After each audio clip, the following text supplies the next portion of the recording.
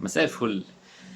في كام حاجة كده عايزين نتكلم عليهم. عايزين نتكلم على فتوح، وعايزين نتكلم على زيزو، وعايزين نتكلم على شكل الزمالك الموسم الجاي، وعايزين نتكلم على انتقالات الاهلي او الموسم الانتقالات اللي شغال فيه الاهلي. ناخدهم حاجة حاجة كده. ناخد الاول موضوع فتوح. فتوح سبحان الله، ربنا اداله فرصة يرجع، والتاني يرجع، التالت حصل معاه كده. اول مرة لما مرتضى منصور طلع وقال ان فتوح وعبد الله جمعة بيشربوا، والناس هاجت عليه وقعدوا يغلطوا فيه، وازاي انت بتهد الفرقه، وازاي انت بتدمر اللعيب ونفسيه اللعيب، وكان في مولد كده. انا مش بدافع عن مرتضى منصور، انا مش بدافع عنه خالص، بس النقطه دي افتكرها كده بدماغك كده. افتكر اللي حصل وطلع عنده حق. تاني مره لما كان اتصور في ديسكو وبتاع ومجلس الجديد وعرضه هو للبيع، هو والزناري وصبحي. دي تاني فرصه. تالت فرصه سبحان الله يعني حصل اللي حصل معاه، وربنا ايه، هي مش شمات يعني، بس ربنا يفك ضيقته يعني، ويهديه ان شاء الله، ويهدينا كلنا باذن الله. ده اول حاجه. تاني حاجه موضوع زيزو. احنا اتهرينا نمر. يعني احنا اتهرينا نمر والله. يعني لما اطلع اقول لك احنا الزمالك يرفض عرض نيوم علشان محتاجين زيزو هنجدد له، لا انت ما رفضتش، هو العرض انسحب. الناس انت ما رضيتش عليهم، فراحوا مسحبين العرض وقال لك احنا مش عايزينه.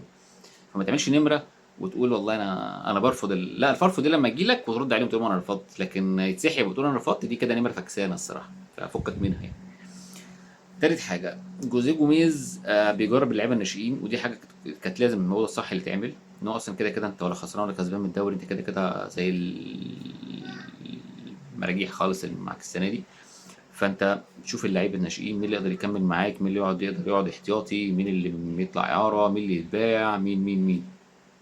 وبصراحه انا ما شفتش لعيب تقدر تقول عليه ان هو ده ازاي ده في ناشئين ده يطلع ده يكسر الدنيا فوق. ما شفتش، وده دليل انت عندك قطاع ناشئين فاشل. يعني انت المفروض عندك اللعيبه دي مش ناشئين، ده المفروض يطلعوا يشيلوا فرقه. المفروض على الاقل مثلا طلع لك مثلا 3 4 لعيبه يشيلوا الفرقه. فاهم؟ انت مفيش لعيب تقدر تقول عليه حلو. يا لعيب بيحنكش، يا مش عارف الكوره نازله فين، يا ما عندوش مبادئ كوره، يا خربان. فلا الدنيا عندنا مش حلوه. احنا لازم تجيب لعيبه كتير كتير كتير لو انت عايز تنافس بقى دوري وكاس وافريقيا كونفدراليه والحاجات دي كلها. لازم تجيب لعيبه تقيله، لعيبه تقيله. بص بقى الناحيه التانيه اللي اتكلم عليها الاهلي.